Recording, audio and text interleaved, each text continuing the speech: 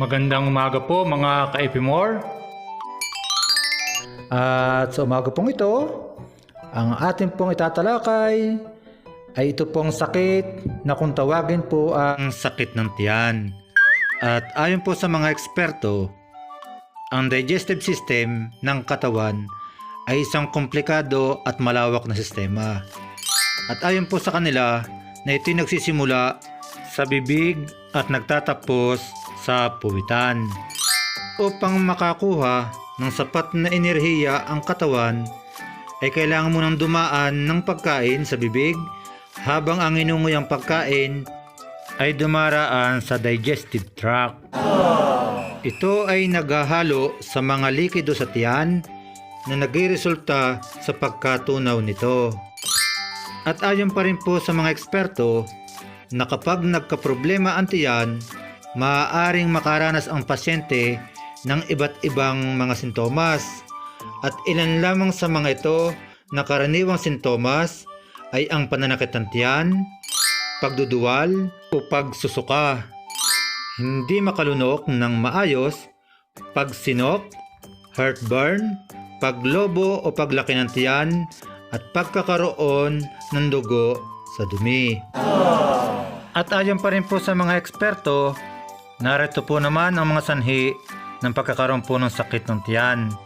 At unang-una na po rito ay ang impeksyon na dulot ng bakterya. At ayon po sa kanila na impeksyon dulot ng bakterya ay isa sa pangunahing sanhi ng sakit sa tiyan. Nagkaroon ng impeksyon sa tiyan, maaaring makaranas ng pagsusuka, labis ng pananakit ng tiyan, pamamaga ng mga bituka at pagdudumi. At ayon po sa mga eksperto, kadalasan nakukuha ang mga bakterya o virus sa mga kontaminadong pagkain at tubig. At ayon pa rin po sa mga eksperto, ang ikalawang sanhi naman po ng pagkakaroon po ng sakit sa tiyan ay ito pong tinatawag na kakulangan ng lactase o lactase deficiency. Na ayon po sa kanila, sa kondisyong ito, ang maliliit na bituka ay may kakulangan sa isang uri ng enzyme. Ang lactase enzyme na kanila pong tinutukoy ay kailangan upang matunaw ang lactose sa ating katawan. Ang lactose ay isang uri ng asukal na matatagpuan sa gatas at iba pang mga dairy product.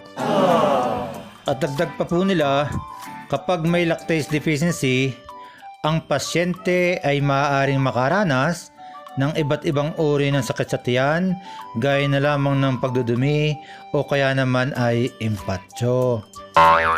At ayon pa rin po sa mga eksperto, ang ikatlong uri po naman na sanhi ng sakit po sa tiyan ay ito po ang tinatawag na hirap sa pagtunaw ng pagkain. At ayon po sa kanila, kung ang isang tao ay hirap tunawin ang kanyang mga kinain, maaaring magdulot ito ng mga sakit sa tiyan. Kadalasan po, dagdag pa po nila na ang tao ay may problema sa panunaw, may pinsala ang kanyang vagus nerve, at ito po ayon po sa kanila ay isang uri ng nerve na nangangasiwa at naguhudyat upang gumalaw ang mga kalamnan ng tiyan. At ayon naman po sa mga eksperto, narito po naman ang mga halamang gamot na gagamitin po upang gamutin ang sakit ng tiyan. At paalala po nila, ito pong mga halamang gamot na ito ay pwede rin pong gamitin kapag po naman sumasakit din po ang sikmura. At ang unang-unang halamang gamot po na kanila pong ipinapayo ay ito pong halamang gamot na kung tawagin po ay kulot-kulutan. At ayon po sa kanila, kukuha lamang po ang pasyente ng dahon po ng kulot-kulutan at ito po ay kanya pong ilalaga at siya po niyang palaging iinumin 3 beses po sa loob po ng isang araw pagkatapos pong kumain. At ito po ay pwede rin po niyang inumin sa oras po naman ng pagkakape. At ayon pa rin po sa mga eksperto, narito naman po ang mga grupo rin po ng halamang gamot na siya pong gagamitin ng pasyente para nga po gamutin ang sakit sa tiyan. Ito po ay ang sumusunod. Kukuha lamang po ang pasyente ng 7 dahon ng oregano, 7 din pong dahon ng espanyola, at ito po ay hahaluan niya ng kaunting kulantro, at ito po ay kanya pong ilalaga. At ito po ay paiinom po sa pasyente 3 beses po sa loob po ng maghapon pagkatapos pong kumain, at pwede rin po itong inumin sa oras po ng pagkakape. At narito naman po ang 3 pong pamamaraan. Pinaglalaga lang po ang pasyente ng tsaang Lipton at papatakan po niya ito ng ilang patak na gotas amargas, at ito po ay kanya pong iinumin ng unti-unti. At ayon pa rin po sa mga eksperto, sapagkat kadalasan po na nakakaranas din po ang pasyente ng pamamandihid po ng sikmura, ay narito naman po ang halamang gamot. Ang gagawin lang po ng pasyente, kukuha lamang po siya ng ugat o bagin po ng halamang gamot na ayo, at ito po ay kanya pong ilalaga. At kapag po ito nailaga niya, iinumin din po niya ito 3 beses po sa loob po ng 1 araw pagkatapos pong kumain. At pwede rin po niya itong inumin sa oras po ng pagkakape. At ayon pa rin po sa mga eksperto, narito naman po ang mga halamang gamot na siya pong gagamitin po ng pasyente upang gamutin din po ang sakit niya sa tiyan na bunga po naman ng lipas gutom.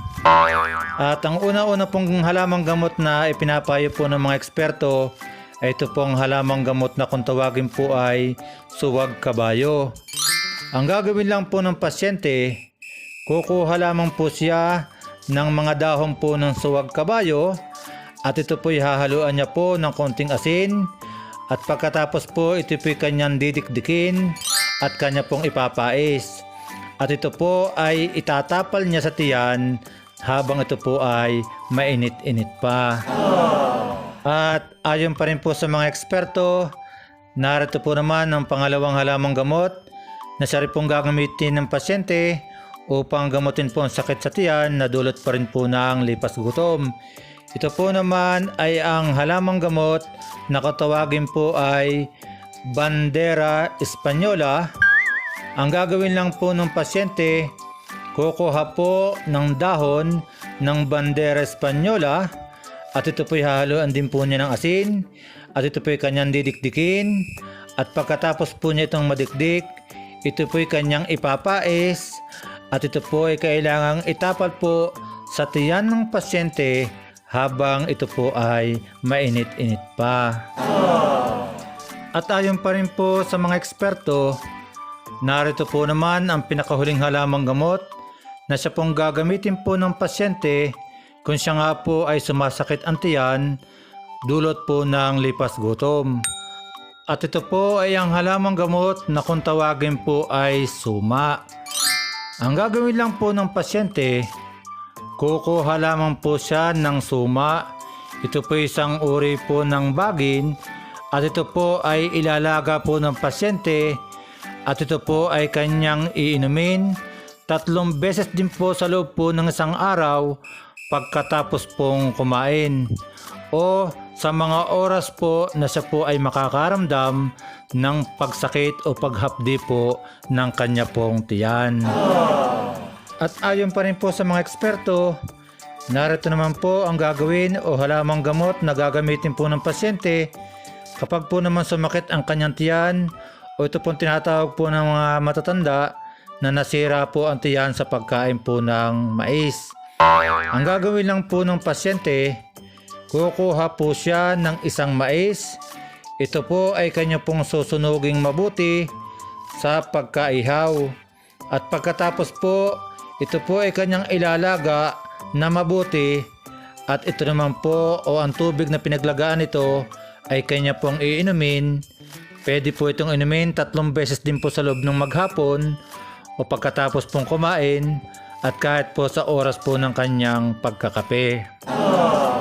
At ayon pa rin po sa mga eksperto, narito po naman ang panghuling grupo po ng mga halamang gamot na siya pong gagamitin nga po ng pasyente kung nasira nga po ang kanyang tiyan o sumakit po ang kanyang tiyan sa pagkakain po ng mais. Kukuha lang po ang pasyente ng dahon po ng Maria, 3 dahon po ng bayabas, 3 dahon din po ng atis, at 3 dahon din po ng alagaw na magulang. Ang gagawin lang po ng pasyente, ihahalo lang po ang mga ito sa tiyang Lipton at ito po ay kanya pong ilalaga at pagkatapos po ay kanya rin pong iinumin 3 beses din po sa loob po ng maghapon pagkatapos pong kumain at ito po na may pwede rin po niyang inumin sa oras po ng pagkakape. Mulit muli, inyo pong sanang subscribe ang aking pong YouTube channel and then share and like. Ganun din po, huwag niyo pong kalilimutan na i-click po ang notification bell para po kayo ma-update sa lahat ko pong i-upload na mga videos. Kaya po sa ating pong lahat, sundin lang po natin ang ipinapayo po ng mga eksperto at palagi niyo pong panoorin ang mga video po kay Ipimore YouTube channel. At sagot ko po ang inyong kalusugan gamit po ang mga herbal at mga natural na paraan. Maraming salamat po.